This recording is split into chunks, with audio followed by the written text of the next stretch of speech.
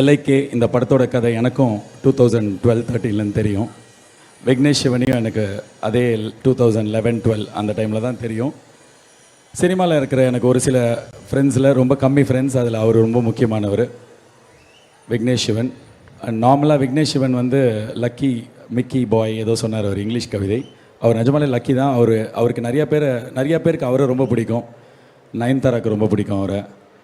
So Ram sir சொன்னார் நானும் ரவுடிதானில் வந்து கை பிடிச்சாங்கன்னு. ஸோ பக்கத்துலேருந்து நான் தான் பார்த்தேன் அதை.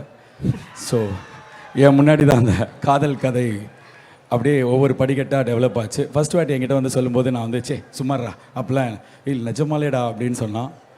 எனக்கு கொஞ்சம் நம்ப முடியல, கொஞ்சம் கடுப்பாகவும் இருந்துச்சு. நிஜமாலே நயன்தாரா உன்னை லவ் பண்ணுறாங்களா அப்படின்னா ஆமாண்டா அப்படின்னும் போது எனக்கு ரொம்ப ஹார்ட்லாம் வெடிக்கிற மாதிரி இருந்தது. பட் ஃப்ரெண்டு அவன் ரொம்ப சந்தோஷமாக போயிட்டு அப்புறம் நயன்தாரா கிட்டே கேட்டேன், ஏய் நீ விக்கியை லவ் பண்ணுறியா அப்படி கேட்கும்போது ஆமாண்ணே அப்படின்னா அப்படியே அன்றைக்கி பார்த்த லவ் இன்றைக்கும் அவங்க வந்து அப்படி தான் லவ் பண்ணுறாங்க, உருகி லவ் பண்ணுவாங்க. ஸோ நயன்தாராக்கு விக்கியை பிடிக்கும். Arabian garden sea food restaurant, where taste meets elegance.